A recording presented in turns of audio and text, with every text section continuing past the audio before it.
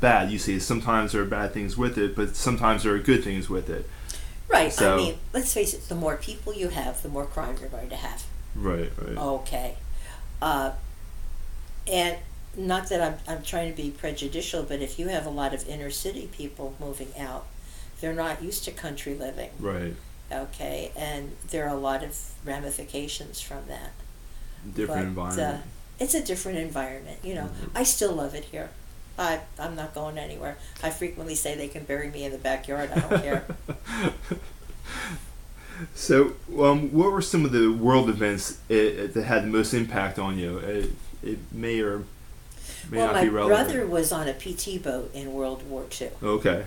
So we were always worried about him because you never knew where he was.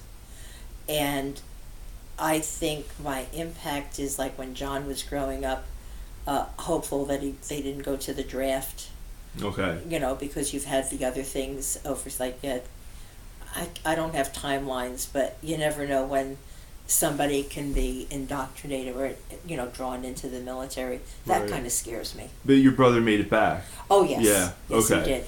Yeah, and then he used the GI Bill to go to school. Okay, so that's a Which good was story. good. But when you see these things around the world, it's troublesome to see some of the tragedy that there is now with these refugees. Yeah. And I mean, living in squalor. Yeah. I mean, but how can the countries are suffering from unemployment and bad economic times? How can you take in thousands and thousands of people and provide for them? It's perplexing. Yeah. What's the solution? How can we fix it? I don't know. Yeah, we see everything now as where maybe in the old days or in older times you wouldn't know about everything. But with mass media, the internet, we know about everything all the time. So They're in your face. But I used to, in some ways, I liked the way they reported in the old days. You'd have Walter Cronkite sitting there at a desk, and he would be telling you what was happening around the world. And you would have a still picture. Sometimes I think the media incites trouble because they are in your face. Right. They're not waiting for what happened. They don't know what the details are.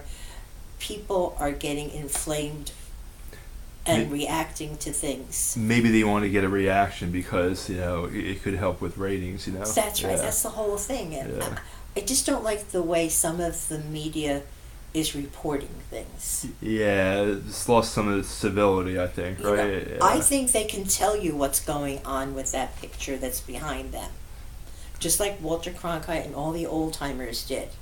Okay, Edward R. Murrow, all of them. Right. It was a saner time. But now you get the shouting and the screaming, and it's almost too much. Yeah, it seems less polite now. And we don't watch the nighttime news. What I do is Shepard Smith is on like from 3 to 4 or something like that. Mm-hmm. We DVR it. Because at night, they walk up to somebody, shove a microphone in their face, and say, well, how do you feel about your kid being killed? Yeah. Come on already. Or they're trailing up the sidewalk to show you the blood where some poor soul has been killed. It's senseless. It doesn't. They're on too many hours and they're filling in.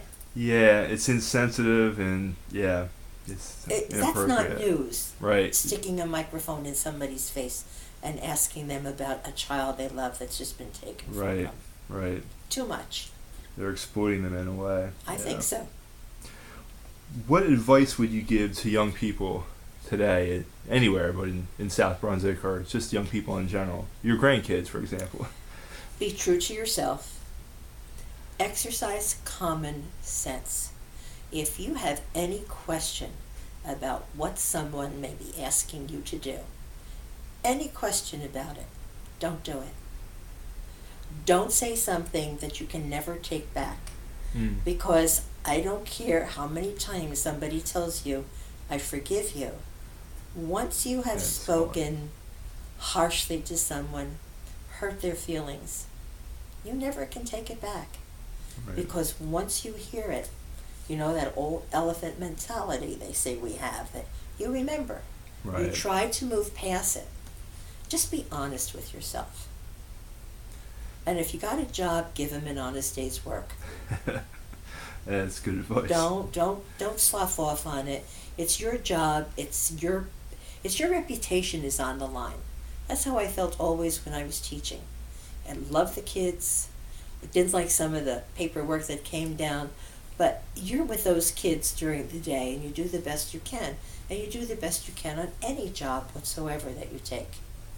But common sense is something I pray for. It'll keep you out of trouble. It's good advice. Good advice.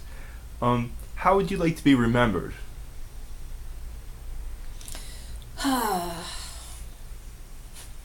I'd like to be remembered as a good wife, a good grandmother, a good friend, a good teacher.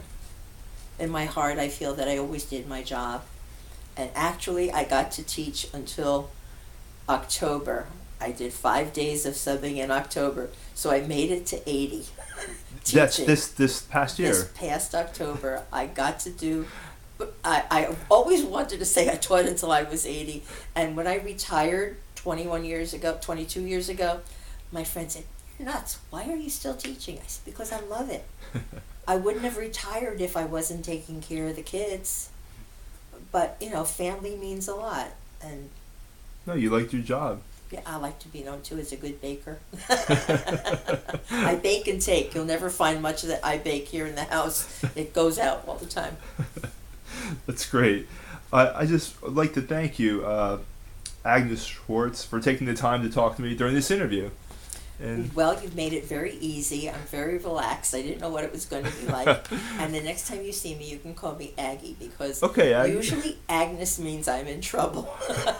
When I used to play up the road, when I heard Agnes, God, I ran like I was shot out of a cannon, because I knew they had been calling me for a while. Well, let me just say, Aggie comes easy to me because that was my mother's name. And really? I never, of course, called her Aggie, but I always heard my dad say Aggie. So, that's all they call me. But, I was a priss when I was growing up, because on our road, there was a fella, one of the boys, Aggie, Baggy, Saggy, Waggy, Aggie. I hated Aggie. And if somebody met me and said Aggie, I said, "No, my name is Agnes." Got to high school.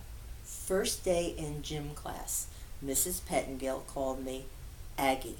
Do you think I would contradict a teacher? I have been Aggie since the first day of my freshman year in high school. So that was that. That was that. That was the respect for authority, the respect for teachers. I wasn't going to contradict her. Aggie was all right if she wanted to call me Aggie, and then it just caught on. But no, I've enjoyed this. Thank you for making me feel relaxed. Thank you. I'm going to stop it.